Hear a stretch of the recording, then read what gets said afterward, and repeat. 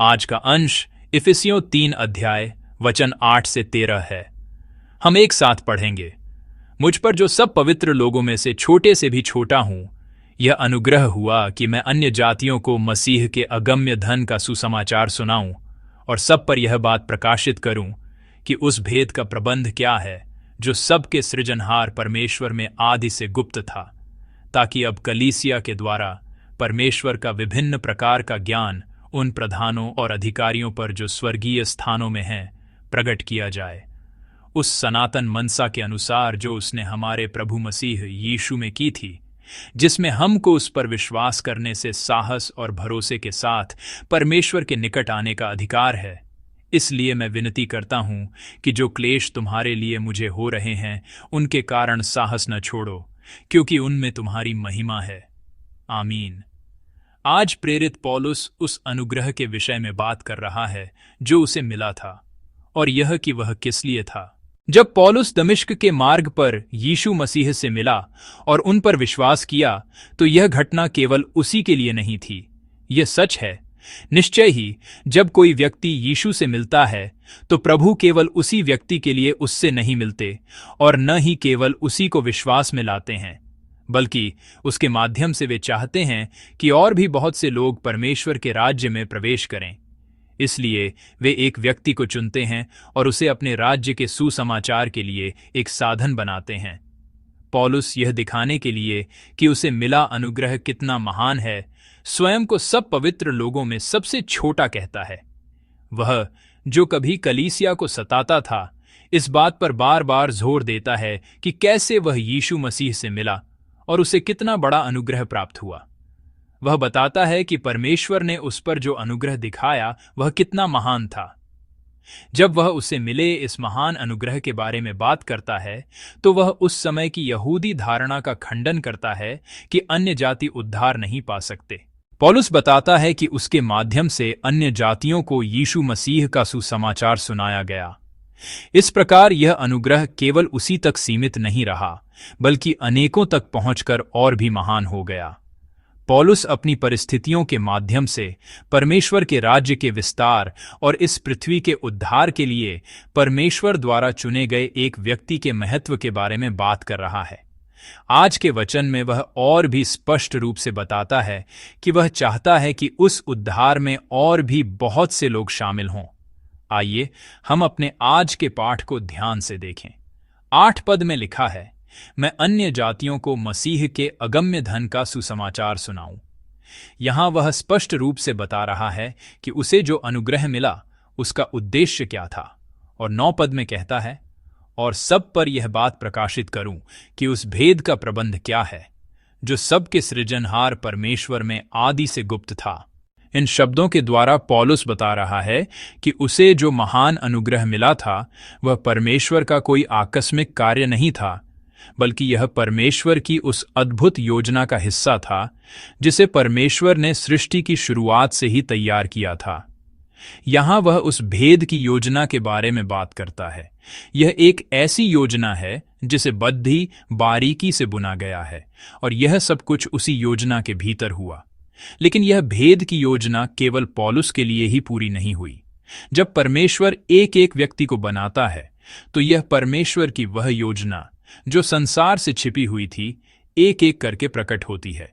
जैसे परमेश्वर ने पौलुस से कहा और जैसा पौलुस ने महसूस किया, ठीक वैसे ही परमेश्वर ने हम सबको जो आज यहाँ हैं उस अनंत योजना के अनुसार ही यीशु मसीह के पास और उद्धार के स्थान पर लाया है। हमारे उद्धार का कार्य उसी भेद की योजना के भीतर पूरा हुआ जो अनंत काल से परमेश्वर में छिपा हुआ था। लेकिन पौलुस कहता है कि यह योजना केवल व्यक्ति तक ही सीमित नहीं रहती। पौलुस ने यह नहीं छिपाया कि जो महान अनुग्रह उसे मिला था वही मिशन अब कलीसिया को भी सौंपा गया है। 10 पद में लिखा है, ताकि अब कलीसिया के द्वारा परमेश्वर का विभिन्न प्रकार का ज्ञान उन प्रधानों और अधिकारियों पर जो स्वर्गीय स्थानों में हैं प्रकट किया जाए। पौलुस का यीशु मसीह से मिलना और उद्धार पाना, वह महान अनुग्रह अन्य जातियों को सुसमाचार सुनाने के अनुग्रह में बदल गया। लेकिन अब वह अनुग्रह केवल पौलुस तक ही सीमित नहीं रहा। जो सुसमाचार इफिसुस की कलीसिया में अनगिनत लोगों को सुनाया गया था, अब पौलुस यह बता रहा है कि जैसे उसे परमेश्वर के राज्य के विस्तार और सुसमाचार प्रचार के लिए इस्तेमाल किया गया था, वैसे ही अब कलीसिया के हर एक सदस्य को परमेश्वर के राज्य के विस्तार और यीशु मसीह के प्रचार के लिए इस्तेमाल किया जाना चाहिए। इसलिए पौलुस इफिसुस की कलीसिया के उन अनगिनत सदस्यों को जो इस पत्र को पढ़ रहे हैं, स्पष्ट रूप से समझा रहा है कि अब हमें परमेश्वर के राज्य के लिए यीशु मसीह के सुसमाचार के प्रचार के लिए इस्तेमाल किया जाना है। और 11 पद में कहता है, उस सनातन मनसा के अनुसार जो उसने हमारे प्रभु मसीह यीशु में की थी। यह कहते हुए पौलुस कलीसिया के लोगों को बता रहा है कि यह सब भी परमेश्वर की योजना का ही हिस्सा है। लेकिन यद्यपि सभी जानते हैं कि कलीसिया को सुसमाचार का प्रचार करना चाहिए और इस मिशन को पूरा करना चाहिए, फिर भी कलीसिया में विभिन्न प्रकार के क्लेश और पीड़ाएं आती हैं। और यद्यपि परमेश्वर हमेशा सुसमाचार का प्रचार करने वालों के साथ रहता है, फिर भी वह उन्हें बिना किसी पीड़ा, क्लेश और कठिनाई के केवल सुसमाचार का प्रचार करने नहीं देता। जैसा कि हम जानते हैं, इफिसियों की पत्री जेल में लिखी गई थी।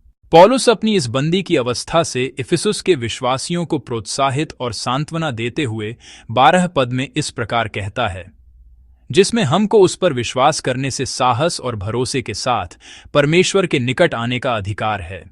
और 13 पद में कहता है, इसीलिए मैं विनती करता हूं कि जो क्लेश तुम्हारे लिए मुझे हो रहे हैं, उनके कारण साहस न छोड़ो, क्योंकि उनमें तुम्हारी महिमा है। हम सुसमाचार का प्रचार करते हुए और परमेश्वर का काम करते हुए क्लेश, विपत्ति और कठिनाइयों का अनुभव क्यों करते हैं?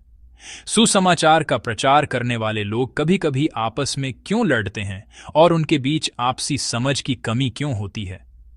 पहला कारण यह है कि यद्यपि परमेश्वर सुसमाचार प्रचार से बहुत प्रसन्न होता है, परंतु एक शक्ति ऐसी है जो इससे प्रसन्न नहीं होती। शैतान की दुष्ट शक्तियां जो लोगों के उद्धार से खुश नहीं होती, वे कभी भी हमारे सुसमाचार प्रचार से प्रसन्न नहीं होती।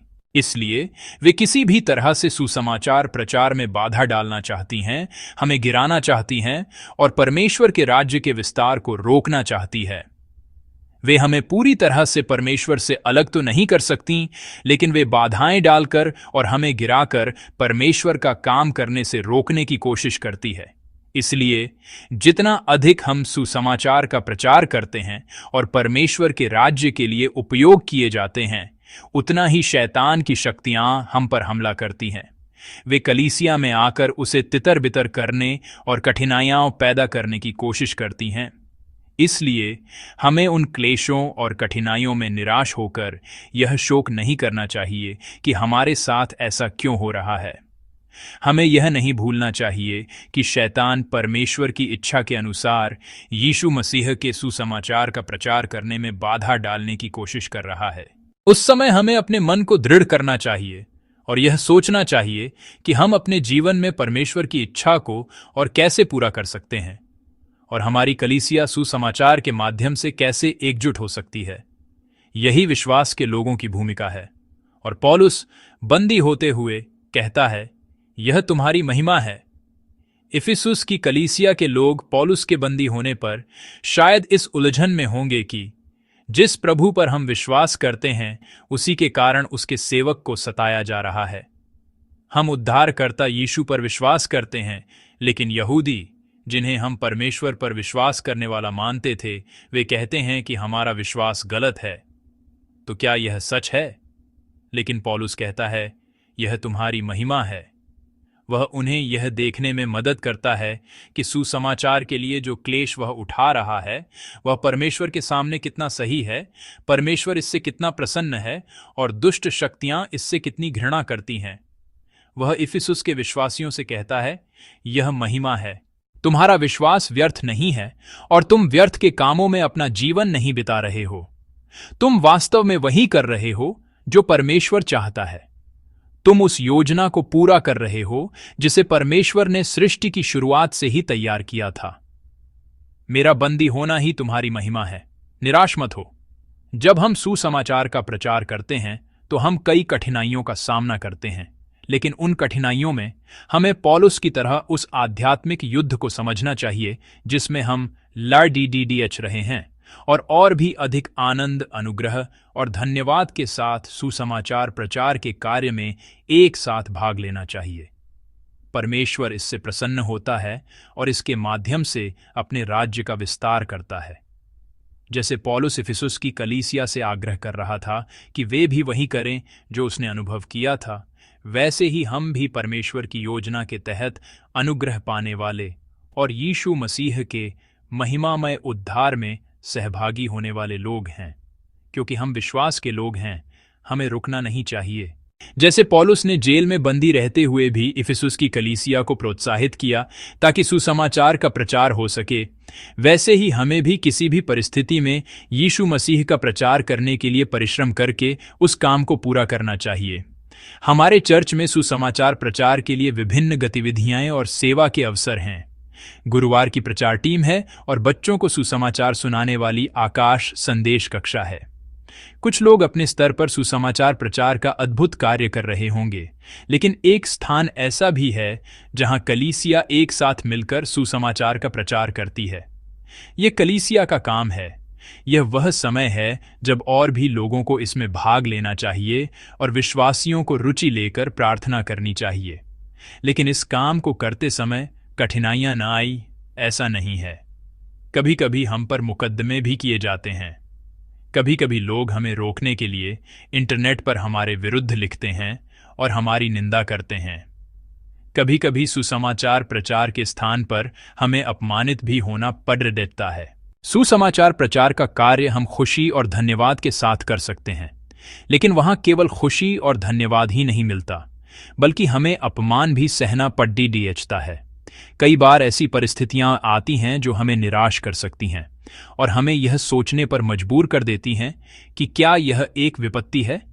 लेकिन हम फिर भी सडीडीएचकों पर सुसमाचार प्रचार करना और यीशु का प्रचार करना नहीं छोड़ देते, क्योंकि परमेश्वर ने हमें जो अनुग्रह दिया है वह बहुत बड़ा है।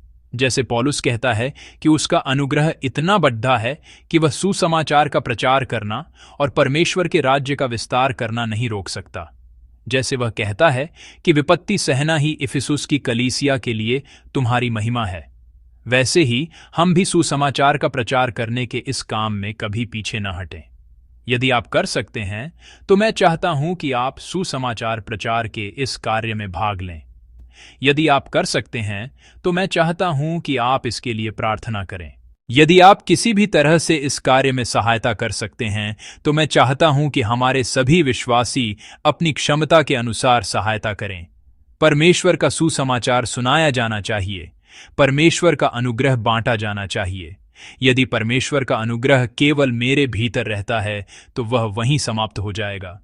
लेकिन जब परमेश्वर ने हमें सुसमाचार सुनाया, हमारा उद्धार किया और हमें अनुग्रह दिया, तो उसने यह कभी नहीं चाहा कि हम केवल वहीं तक सीमित रहें। एक कहावत है, आग की एक लौ छोटी होती है, लेकिन जब माचिस की तीली या मोमबत्ती की लौ अपने पास की किसी और चीज को जलाती है तो वह आग और भी बड़ी हो जाती है। मेरे भीतर पवित्र आत्मा की आग, मेरे भीतर यीशु मसीह के अनुग्रह की गर्मजोशी, अगर यह केवल मुझ में है तो मेरी बत्ती जल जाने पर यह खत्म हो जाएगी। लेकिन जब मेरे भीतर की आग मेरे पास वाले की बत्ती को जलाती है, जब मेरे भीतर की आग मेरे बगल के किसी व्यक्ति के दिल में आग लगाती है, तो वह आग और भी बड़ी हो जाती है। जब वह आग बढ़ती है तो शुरुआत में छोटी और कमजोर लौ एक बड़ी और चमकदार आग बन जाती है। यही हमारे भीतर के सुसमाचार और अनुग्रह की विशेषता है। मैं ईमानदारी से प्रार्थना करता हूं कि आप अपने भीतर के अनुग्रह को दूसरों के साथ साझा करें। ये वास्तव में हमारे लिए परमेश्वर द्वारा दी गई महिमा है और परमेश्वर की महिमा को प्रकट करने वाला एक धन्य कार्य है। मैं चाहता हूं कि जो लोग आज यहां एक साथ हैं वे इन कार्यों को पूरा करें। मैं चाहता हूं कि हम ऐसे लोग बने जो दुनिया की दूसरी चीजों के बारे में उत्साह से बात करने के बजाय अपने प्रिय यीशु मसीह और परमेश्वर के उस अनुग्रह को जिसने मुझे बचाया पूरी ईमानदारी और उत्साह के साथ प्रचार कर सकें। पौलुस बंदी होते हुए भी सुसमाचार को स्पष्ट रूप से प्रकट करने के लिए अपनी पूरी कोशिश करता था। हमें, जो बंदी नहीं हैं, और भी अधिक लगन से सुसमाचार का प्रचार करना चाहिए। ठीक वैसे ही जैसे पौलुस ने इफिसुस की कलीसिया के विश्वास को मजबूत करने के लिए प्रचार किया था और उन्हें प्रोत्साहित करके परमेश्वर के राज्य का विस्तार करने की कोशिश की थी। मैं चाहता हूं कि हम प्रचार के उन सभी अवसरों को, जिन्हें हम जानते हैं, और प्रभावी बनाने के लिए प्रार्थना करें और उनमें भाग लें। विशेष रूप से हमारे वरिष्ठ पादरी जी प्रचार दल के साथ मिलकर सुसमाचार प्रचार में अपना सर्वोत्तम प्रयास कर रहे हैं। मैं प्रार्थना करता हूं कि हमारे सभी सदस्य उस कार्य के लिए प्रार्थना कर सकें और इस उत्कट आशा के साथ मिलकर समर्थन करें कि उस स्थान पर अद्भुत फल लगेंगे।